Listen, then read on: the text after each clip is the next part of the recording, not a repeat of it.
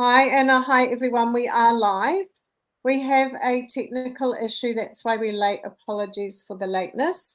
However, I haven't been able to rectify it as yet. So you will only see Anna's beautiful face. And I didn't need to put my lipstick on. We are going to have only my voice. Maybe you have to put lipstick on now. No, you look beautiful, Anna. That's a women thing. We're only going to have Anna's beautiful face and voice and my voice alone. I think we can still go ahead with it as it is. So, Hi everybody. Good morning, good afternoon, good evening, as we usually say to all of you who are watching this. I hope some of you have been able to come on. I know we're a bit late. And because today we are going to be sharing an amazing topic, which is the law of attraction. So how are you, Anna? I am very well, Karen. I'm amazed how you are, going through the issue, overcoming it, and still laughing. And, we go as we with the flow. And ditto what you said. Good morning, good afternoon, good evening to everybody. Yeah. And we're going to talk about the law of attraction. And I guess I will have to listen to you. This is your area of expertise, right? I'm sure you have plenty to contribute as usual as well, Anna, once we get going. So let me reiterate what I put on the marketing material is that, and we've talked about, Anna, is that most people don't actually know that there are two parts to the law of attraction, and there are two inner frequencies required for the law to come into play. So let me explain to you what they are, and then we can talk about it, Anna. Okay?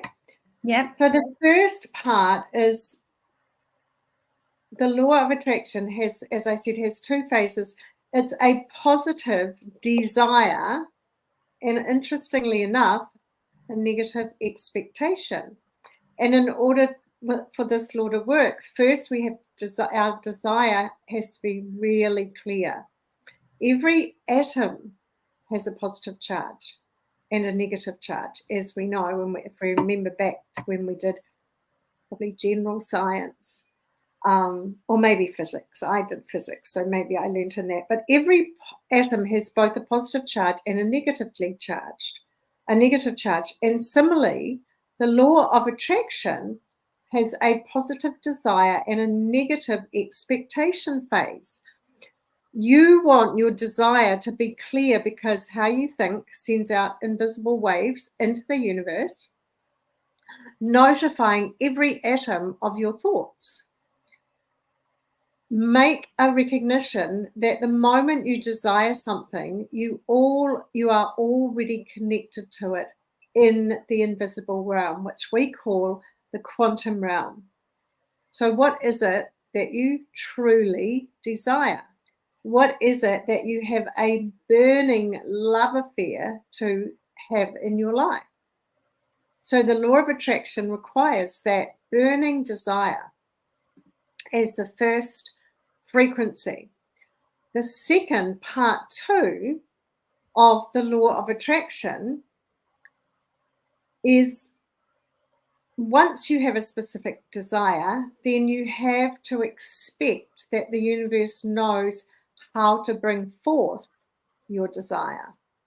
So you hook your desire with your expectation through your attention in your thinking and in your actions. So it does no good. It has no effect to desire something unless you actually expect that the universe knows how to bring this to you, how to do this. So expect that the desire in you has an answer from the universe and that you can make contact with the answers that you need. So you are always attracting to yourself what is in harmony with your desire and your expectation. So my question is, and we can talk about this, Anna, is how can we align our expectations with our desires today and in the future? That is a really amazing question, Karen. I guess it's what you said. It took me a long time to really believe in that, because growing up, I guess a lot of listeners would be with me sharing the same sentiment that we want a lot of things and they don't always happen. You know, and then my daughter would say the same thing. She have a strong burning desire to watch, Netflix or things all the time, right? That's a strong desire, but she doesn't always have it. And then people will base on that kind of argument to say, I have a lot of desire, but they don't always happen. So how does the law of attraction really work in relation to my burning desire and my expectation? How do I manage that? I don't even know what I expect from that. And I realized when you talk about managed expectation, it took me a while to understand that phrases as well. Like, why do I have to manage my expectation? Expectation is expectation, And then, Mm-hmm. expectation. How do you manage it, and what do you actually do to manage that? So I would love to hear more from you in terms of, someone saying that Mm-hmm.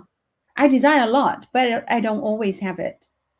So where is the truth in this law of attraction?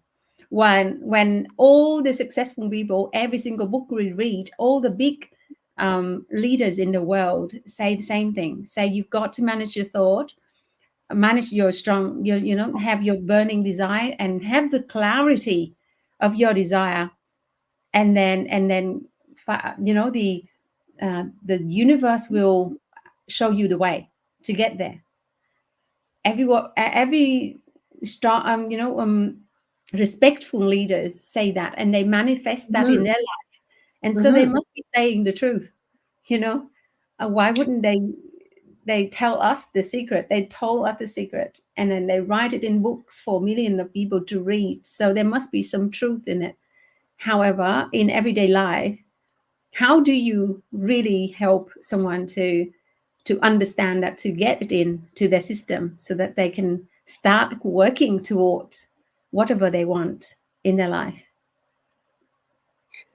Good point, Anna. And so one of the quotes that I love is by Rumi, who is was a famous poet and also, I think, a philosopher. And it goes like this: live life as if it's rigged in your favor. And so I love that because it really relates back to this expectation. It's basically saying expect that life is going to be the way that you want it, that it's rigged in your favor. And, if you look at a lot of the quotes by the famous people who have been studying this work or changed history, you go back to Henry Ford: if you think you can or you think you can't, you are right. That's about expectation as well, really. It's about what you expect will happen. And I love that we talk about the law of attraction with the desire and the expectation, but I love the part that says expect that the desire in you has an answer in the universe and that you can make contact with the answer you need, because it relates back to if you think you can or you think you can't. What it's basically saying is if you believe and expect that it will happen, that's the only way it ever will. So the law of attraction is really just reiterating that it's not only enough to just want something, you have to actually believe and expect that it will happen. And when all of that comes into play, then you will experience manifesting through the law of attraction. When you talk about this, I have recently posted a few posts online regarding the mandarin tree we got in our garden, and I watched that and learned a lot from how we started it 4 years ago, planting a little tree, and it was my husband wanted to take care of that tree because I said I would love to have a citrus in our family in the back of in the Mm, garden, mm, and then like the soil the same, and I was just wonder how um, the whole garden we same soil, same condition, same everything, and this particular plant attract whatever it attract exactly that citrus. Yeah, and then of course year one it produced a few flowers, and then it didn't become anything, so we picked them and throw them away. And then second year there's a few more, and it didn't become anything because they're too young, the tree is too young, and the fruit wasn't edible. There's no juice inside of it. And then the third years where we had a little bit more flowers and so on. But this year is the fourth year. It just, I believe that the roots come so strong that we yield more than 100 mandarin from one tree, and they all really juicy and beautiful. And my husband said because we trim them, and then they focus the first 3 years they focus on building roots. And mm, why they're building roots, we didn't see much happening on the top part of the mm, tree. And then now this year, they all of a sudden we harvest a lot of wow. wonderful, yummy fruit that we can't eat it fast enough. We share it around with our neighbor, and that tell me like the tree. I wonder if we can act like the tree. We just be yourself and really grow. Take all the whatever the environment provided to it, yeah, and for the same plant, same soil, same conditions, same everything. But this particular tree produced that particular fruit when the other plant produce flower only, or they all attract something to themselves. I think so. How do you explain that? It must be in the seed, and the thought of that tree is going to produce mandarin.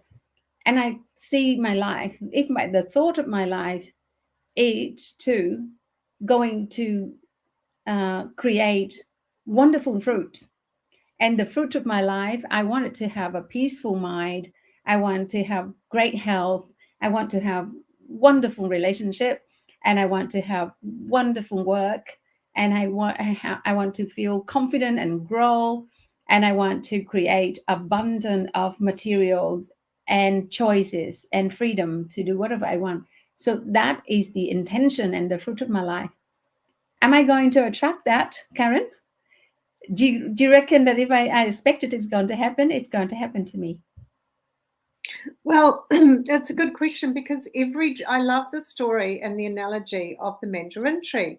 There's also a similar story about the man who put the Chinese bamboo in, and he said he was going to be really successful and really abundant with this bamboo. Mm. And he planted it all in a part of China where people, weren't very wealthy. And the first 4 years, nothing really happened, and people were making fun of this man, this farmer. And each year, there was very, very little happening, and he kept watering it and nurturing it. And then the fifth year, so the first 4 years, it only grew a couple of inches. And then the fifth year, it grew 80 feet. Every dream requires its own growing time. And what happens is we're putting down the foundations. We're putting down the solid base of whatever foundations are required for the balance of the rest of it. And so with the bamboo, those of you who know about Chinese bamboo, is that it has to go down into the ground and create the root system before it can grow up, which is, and then it's incredible the way that it seems to be doing nothing for 4 years, and then it will grow 80 feet in 1 year, in the 5th year. So that's really another analogy around persistence, around focus, around continuing, making that decision and continuing along that path and doing the things that are required to bring that dream to fruition. So yes, I do believe you will have that dream, Anna. And I do believe that if you nurture it with positive seed thoughts, and you nurture it, because remember, if you had planted an apple tree seed in your back garden, you would not have got mandarins. And our thoughts are the same. Our thoughts are just like seed thoughts. And if we nurture them and feed them, they cannot produce anything else than their kind. So if you're carrying on with focus and determination around the dream outcome that you would like, the abundance, the success, then you can only produce that. However, if you're thinking doubt and fear and all those other things, those seed thoughts cannot produce success and abundance and joy and happiness. So we really, really want to be the guard at the portal of our mind all the time, as much as we can mentally be focusing on what am I thinking, what are my thoughts, and focusing on what it is we want. Remember, we talked about the law of non-resistance, where you get what you focus on, and you've got to look for where you want to end up. You've got to look for the gap and for getting across to where you want to end up, not the obstacles, challenges, and difficulties that come along our way as we're getting there. That is when I hear you, I can see that conviction in you, in your way of focus. Like you said, you are totally are convinced that when you have clarity of your desire, burning desire, and you expect it to happen, then you just manage your seed thought, and then it's going to happen without any doubt, right? However, reality is, like I see myself someday, I am so sure. The other day, I have my full of doubt, full thoughts. And how come our mind tend to be occupied with more doubtful thoughts than the conviction, the belief, the strong belief? They say belief is like the balloon. If you pump the balloon 100% and you pin a teeny little hole of doubt, then sooner or later the balloon will be deflated. That's right. And so we say we feed our mind with all these belief and powerful thought, and then one little thought creep in, and it can deflate the whole effort of like months or weeks or even a whole year. And that's why people sometimes they go all the way to 70% of the journey, or sometimes 90% of the journey, they still quit because that one little hole of thought deflating the balloon. And we both know the story of 3 feet to go, written in, was it in the book Think and Grow Rich? Yeah. There's a story, I can't remember the exact entrepreneur that digging for gold, and it's just 3 feet from gold, he gave up. So what would be your advice to someone like myself on a journey of creating a wonderful result that I see in my mind, and when doubtful thought creep in, what would be the strategy that you give to me and to, young entrepreneur and, people who are embarking on the journey of creating something wonderful? And just to let you know, of course, that's how we're wired as humans, is to have those doubts, those negative thoughts, default to the negative. So that is why we do the work we do, is to help people to understand and overcome those limiters, those thought limiters that we have. And that's what being human is having thought limiters. So there have been many, many wonderful people, I guess, who have been somehow naturally known how to overcome it. However, most of us don't.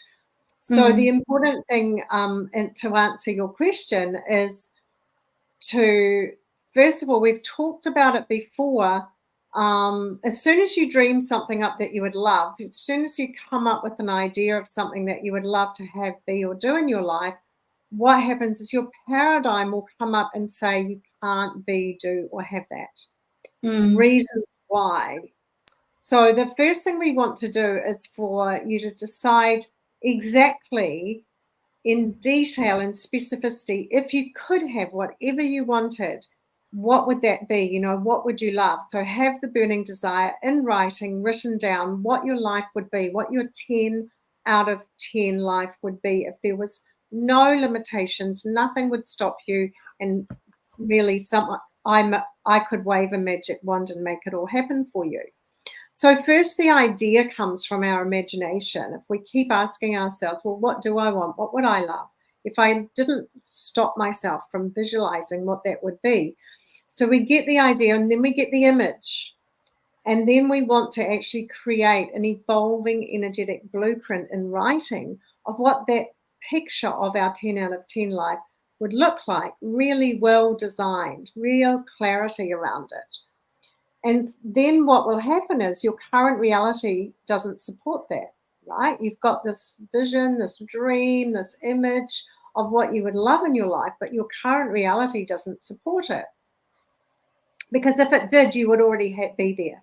You would already be living that life.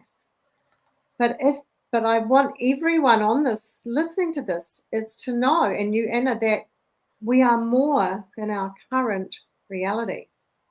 Much, much more. We are capable of much, much more than we know right now. And how to help us take those dreams that are out there in us that we want more. All of us want more, and we're entitled for more. We deserve more. The universe wants us to have more. And once we realize that it's really our birthright to have it, either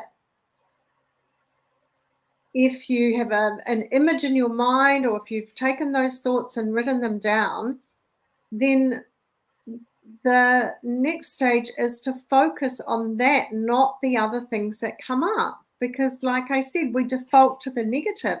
And so we want to really notice, why do I feel maybe not so good today? What are my thoughts? Always it's about what we've been thinking.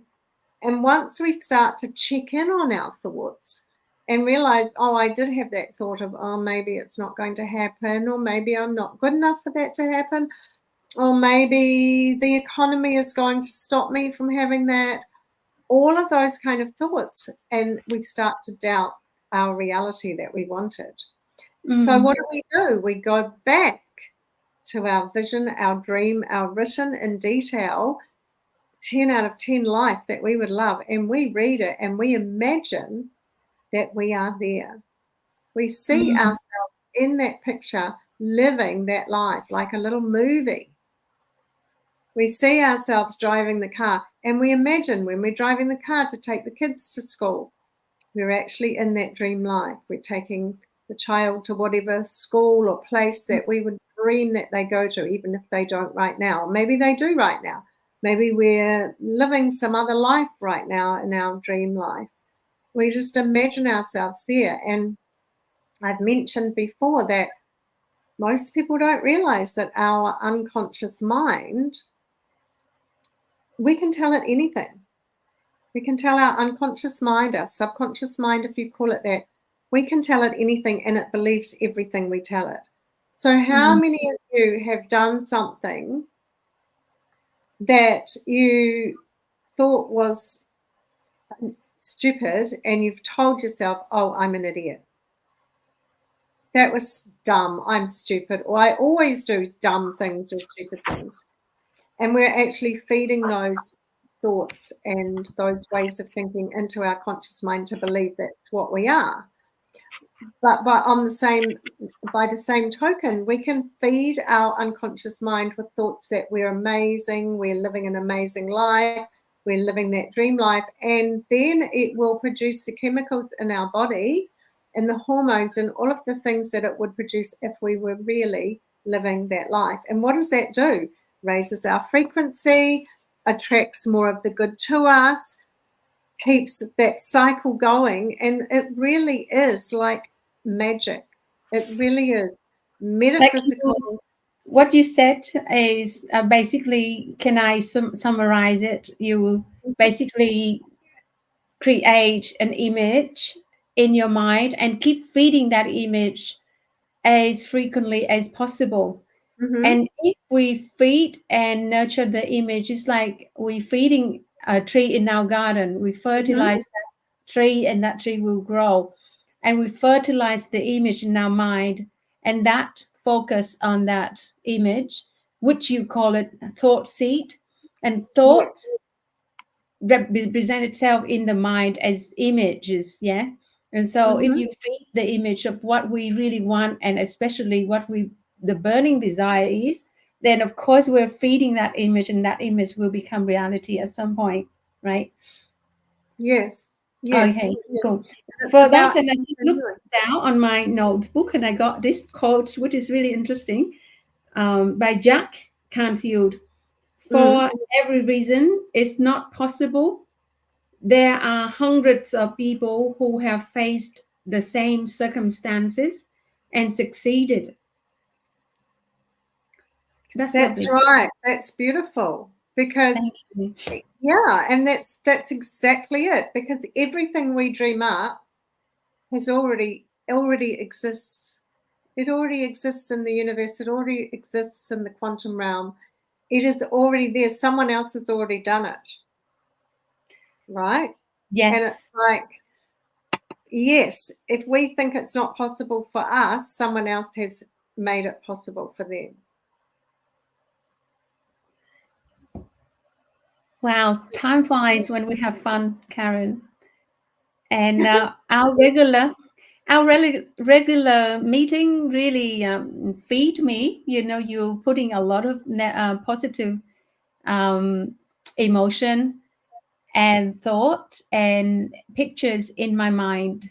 And for that, I'm really grateful for our connection and our conversation.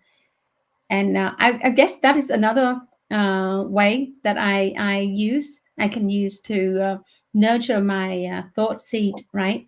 Hang out with positive people, people who give you supportive emotion, because every single thought comes with the emotion, right? If we have more negative emotion, then we tend to act in a negative way.